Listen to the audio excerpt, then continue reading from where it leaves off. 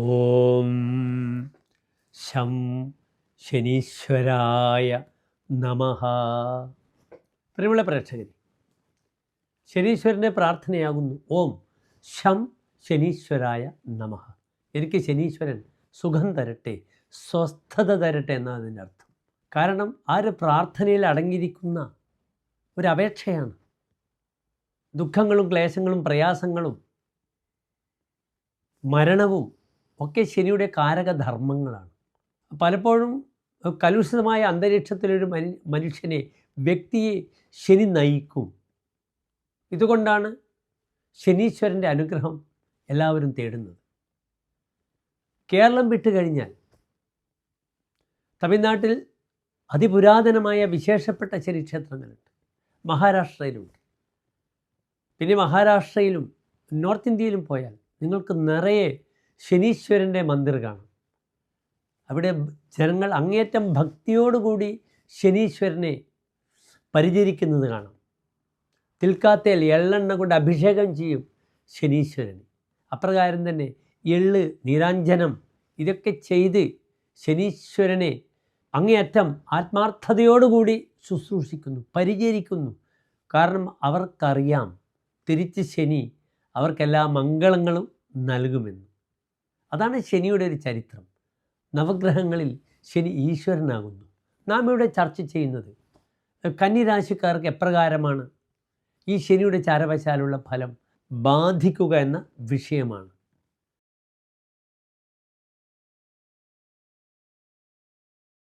കന്നിരാശി എന്നാൽ നിങ്ങൾക്കറിയാം, ഉത്തര നക്ഷത്രത്തിൻ്റെ അവസാനത്തെ 45 നാഴിക, അത്തം ചിത്ര നക്ഷത്രത്തിൻ്റെ ആദ്യത്തെ 30 നാഴിക വരുന്ന 2 നക്ഷത്ര സമൂഹമാകുന്നു കന്നിരാശി.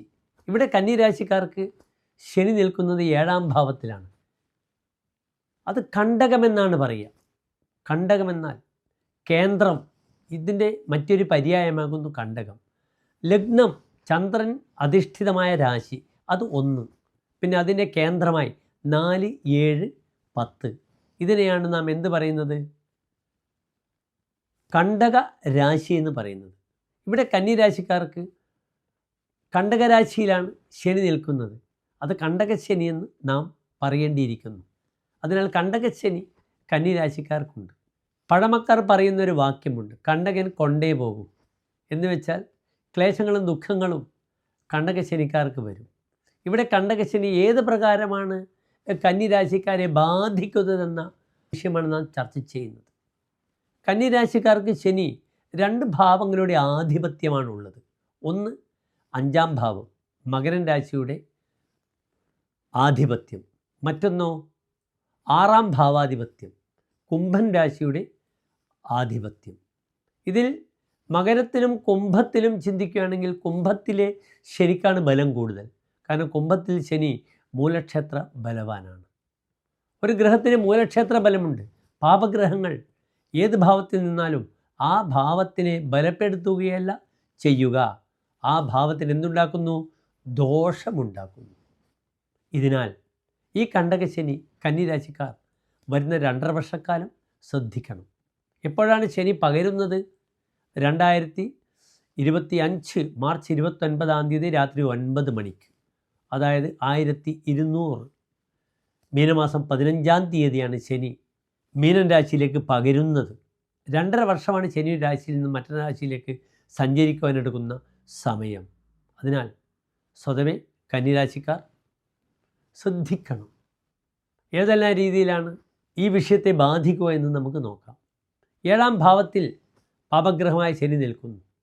7ാം ഭാവത്തിൽ പാപഗ്രഹം നിൽക്കുമ്പോൾ പാപയ സപ്തമകേ കളത്രമരണം രോഗോ വിയോഗോസ്യവാ ഭർത്തുർവ ഗമന അന്തരായ ഉദയാച്യുത് മൂത്രകൃച്ഛാദയ. പറഞ്ഞിരിക്കുന്ന ഫലം ഇതാണ്. 7ാം ഭാവത്തിൽ പാപഗ്രഹം നിൽക്കുമ്പോൾ കളത്രമരണം, ഭാര്യ മരിക്കുക, അല്ലെങ്കിൽ ഭാര്യയ്ക്ക് രോഗങ്ങൾ വരിക, രോഗാദി അരിഷ്ടതകൾ വരിക, അല്ലെങ്കിൽ ഭാര്യക്കാണെങ്കിൽ കന്നിരാശിക്കാരനായ ഭർത്താവിനാണെങ്കിൽ ഭാര്യയ്ക്ക്, കന്നിരാശിക്കാരിയായ സ്ത്രീയാണെങ്കിൽ തൻ്റെ ഭർത്താവിന്. അപ്രകാരം കന്നിരാശി പുരുഷനായാലും സ്ത്രീ ആയാലും അവരുടെ 7ാം ഭാവത്തിന് ഗമന അന്തരായ, യാത്രയ്ക്ക് വിഘ്നങ്ങൾ വരും. യാത്ര പുറപ്പെട്ടാൽ യഥാർത്ഥത്തിൽ ലക്ഷ്യസ്ഥാനത്ത് എത്താൻ വലിയ ബുദ്ധിമുട്ട് വരും. അല്ലെങ്കിൽ ആ യാത്രയിൽ തനിക്ക് ഗുണമുണ്ടാകില്ല. മൂത്രകൃച്ഛാദേഹ, മൂത്രസംബന്ധമായ യൂറിനറി സംബന്ധമായ രോഗങ്ങൾ ഉണ്ടാകുന്നു. പുരുഷനാണെങ്കിൽ ശ്രദ്ധിക്കണം. ഇപ്പോൾ വളരെയധികം മൂത്രാശയ രോഗങ്ങൾ പുരുഷനും സ്ത്രീക്കും വരുന്നുണ്ട്. പണ്ട് യൂറിനറി ഇൻഫെക്ഷൻ സ്ത്രീകൾക്ക് മാത്രമാണ് വരാറുള്ളത്. ഇപ്പോൾ പുരുഷനും ധാരാളം കണ്ടുവരുന്നു. അതിനാൽ യൂറോളജിയുമായിട്ട് ബന്ധപ്പെടുന്ന രോഗങ്ങളെ ശ്രദ്ധിക്കണം കന്നിരാശിക്കാർ. പിന്നെ 7-ാം ഭാവത്തിൽ പാവഗ്രഹങ്ങൾ വരുമ്പോൾ മറ്റൊരു ഫലം പറഞ്ഞിരിക്കുന്നത് രഥവൈകൃത്യകരാച്ച സപ്തമേ, പല്ലുകൾക്ക് വികൃതി വരുമെന്നാണ്. അതിനാൽ പല്ലുകളെയും വളരെയധികം കാത്ത് സൂക്ഷിക്കണം.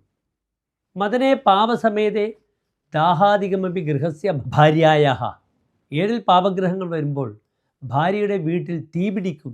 തീ കൊണ്ടുണ്ടാകുന്ന ബുദ്ധിമുട്ടുകൾ, അനർത്ഥങ്ങൾ ഉണ്ടാകും. ഭാര്യയ്ക്ക് തീ കൊണ്ട് അപകടം വരും എന്നൊരു ഫലമുണ്ട്. അതിനാൽ വളരെയധികം ശ്രദ്ധിക്കേണ്ടത് ഗ്യാസ്, തീ കൊണ്ട് കളിക്കുന്ന, അടുക്കളയുമായി പെരുമാറുന്നവർ വളരെയധികം ജാഗ്രത പാലിക്കണം. 7-ാം ഭാവാധിപനായ ഗ്രഹം, ഭാര്യയെ ചിന്തിക്കേണ്ടുന്ന ഗ്രഹം 6-ാം ഭാവത്തിൽ ശത്രുസ്ഥാനത്ത് വന്നാൽ കളത്രം ശത്രുവായി വരും. ഭാര്യ തന്നെ ശത്രുവായി തീരും. അപ്രകാരം ശത്രുപതിയായ ഗ്രഹം 7-ാം ഭാവത്തിൽ വന്നാലും ഭാര്യ ശത്രുവായി തീരേണ്ടുന്ന സാധ്യതകൾ, സാഹചര്യങ്ങൾ വരുന്നതാണ്. ശ്രദ്ധിക്കണം. ഇവിടെ 7-ാം ഭാവാധിപൻ കന്നിരാശിക്കാർക്ക് വ്യാഴമാണ്. ആ വ്യാഴം ഭാഗ്യവശാൽ ഇന്ന് 9-ാം ഭാവത്തിലാണ്. ആ വ്യാഴം മിഥുന രാശിയിലേക്ക് സഞ്ചരിക്കും മെയ് 15 മുതൽ. 10-ാം ഭാവത്തിൽ വ്യാഴം വരുമ്പോൾ പലപ്പോഴും കർമ്മമേഖലയുമായി ബന്ധപ്പെട്ട തടസ്സങ്ങൾ വരുന്നതാണ്. വ്യാഴം കന്നിരാശിക്കാർക്ക് ഇപ്പോൾ 9-ലുണ്ട്, 10-ലുണ്ട്, 11-ലുണ്ട്. 3 പക്ഷവും വളരെ നല്ലതാണ്.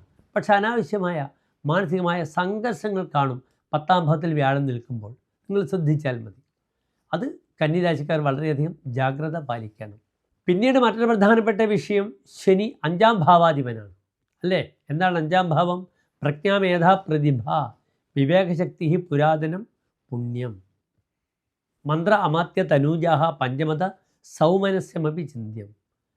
ഇവിടെ 5-ാം ഭാവം കൊണ്ട് തൻ്റെ ബുദ്ധി, പ്രതിഭ, തൻ്റെ സന്താനങ്ങൾ, തൻ്റെ മന്ത്രിപണി, മന്ത്രിജോലി, ഉപദേശിക്കുക, മന്ത്രം കൊടുക്കുക, തൻ്റെ സന്താനങ്ങൾ, ഇതൊക്കെയാണ് 5-ാം ഭാവം കൊണ്ട് ചിന്തിക്കുന്നത്. ഈ 5-ാം ഭാവാധിപത്യമുള്ള ശനി 7-ാം ഭാവത്തിൽ നിൽക്കുകയാണ്. അത്ര ഗുണമല്ല. പക്ഷെ ഒരു പ്ലസ് പോയിൻ്റ് അവിടെ നാം കാണണം. അവിടെ 7-ാം ഭാവത്തിൽ ശനി നിൽക്കുമ്പോൾ വ്യാഴക്ഷേത്രമാണ് എന്ന ഒരു നന്മ ഉണ്ട്. വ്യാഴക്ഷേത്രത്തിൽ ശനി നിൽക്കുമ്പോൾ നല്ല ഫലമാണ് ഹോരാചാര്യർ പറഞ്ഞിരിക്കുന്നത്. അത് നമ്മൾ ഓർക്കണം. സ്വന്തപ്രത്യേകോ നരേന്ദ്രഭവനെ സൽപുത്ര ജായാതന, രാജഭവനത്തിൽ തനിക്ക് അംഗീകാരം കിട്ടും. നല്ല സന്താനങ്ങൾ, നല്ല ഭാര്യ, നല്ല ധനം, ഇതൊക്കെ വ്യാഴക്ഷേത്രത്തിലെ ശനിക്ക് പറഞ്ഞിട്ടുണ്ട്. പക്ഷേ ശനി ഒരു പാപഗ്രഹമാണ്. 6-ാം ഭാവാധിപനാണ്. ഷഷ്ടം ദ്വാദശം അഷ്ടമഞ്ച മുനിയോ ഭാവാൻ അനിഷ്ഠാൻ വിദുഹു. ജ്യോതിഷത്തിൽ 6, 8, 12 ഭാവങ്ങളാണ് ദോഷപ്പെട്ട ഭാവങ്ങൾ. ഈ ഭാവാധിപന്മാർ ഏത് രാശിയിൽ നിൽക്കുന്നോ, ഏത് ഭാവത്തിൽ നിൽക്കുന്നോ ആ ഭാവത്തിനെ നാശമുണ്ടാക്കുമെന്ന് പറഞ്ഞിട്ടുണ്ട്. അതിനാൽ ശ്രദ്ധിക്കുക തന്നെ വേണം. വ്യാഴക്ഷേത്രത്തിലെ ശനിയാണ്, സമ്മതിക്കുന്നു. പക്ഷെ അവിടെയും നാം ശ്രദ്ധിക്കണം. ദാമ്പത്യത്തിലുണ്ടാകുന്ന പ്രയാസങ്ങൾ ശ്രദ്ധിക്കണം. അതിനാൽ ഭാര്യാഭർത്താക്കന്മാരുടെ പേരിൽ ഐക്യമത്യ അർച്ചന ചെയ്യുന്നത് വളരെയധികം ഗുണകരമാകും കന്നിരാശിക്കാർ. ഭാര്യയുടെയും ഭർത്താവിൻ്റെയും പേരിൽ ഐക്യമത്യ പുഷ്പാഞ്ജലി ചെയ്യുക എല്ലാ ശനിയാഴ്ചകളിലും.